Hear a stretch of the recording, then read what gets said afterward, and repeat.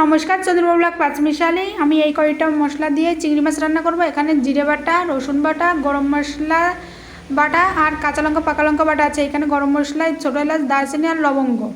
এখন আমি চিংড়ি মাছটাই নুন আর হলুদ দিয়ে মাখিয়ে নিচ্ছি।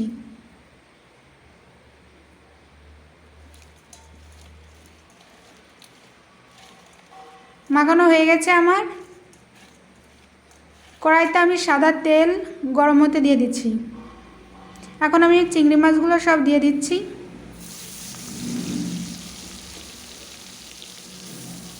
সবগুলো মাছ আমার দেওয়া হয়ে গেছে। এখন আমি একটু নাড়িয়ে নিচ্ছি।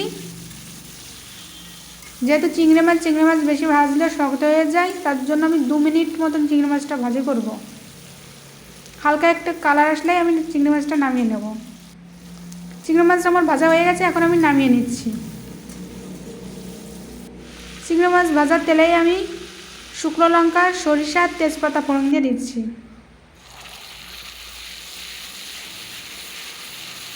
এখন আমি জিরে বাটা দিয়ে দিচ্ছি। হালকা একটু রসুন বাটা দিয়ে দিচ্ছি। এখন আমি মশলাটা ভালোভাবে নাড়িয়ে নিচ্ছি। এভাবে 2 মিনিট ভেজে নিচ্ছি। এখন আমি জল দিয়ে দিচ্ছি মশলায়।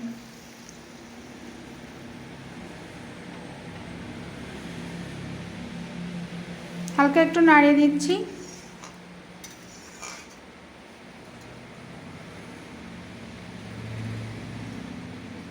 এখন নুন আর হলুদ দিয়ে দিচ্ছি। নুন আর হলুদ দিয়ে আবার নাড়িয়ে দিচ্ছি। 2 মিনিট জাল করে নিচ্ছি এইভাবে।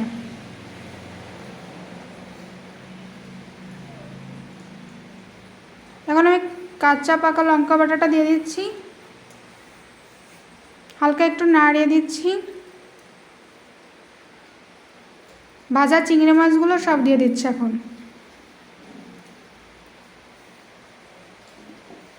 চিংড়ি মাছ দিয়ে আমি আবার একটু নাড়িয়ে দিচ্ছি।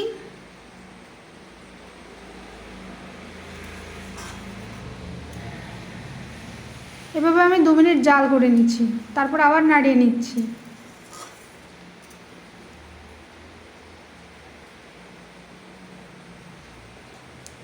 এখন আমি গোটা মশলা বাটাটা দিয়ে দিচ্ছি, গরম মশলা বাটা।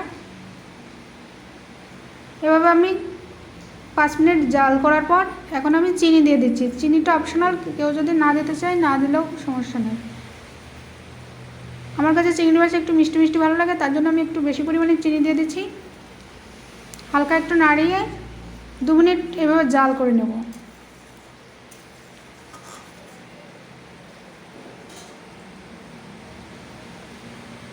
চিংড়ি মাছ আমার প্রায় রান্না শেষ। এই পর্যায়ে আমি নামিয়ে নিচ্ছি। আজকের মতন ভিডিও এখানে শেষ করছি। প্লিজ মাই চ্যানেল সাবস্ক্রাইব আর like, comment, share. Bye bye, tata.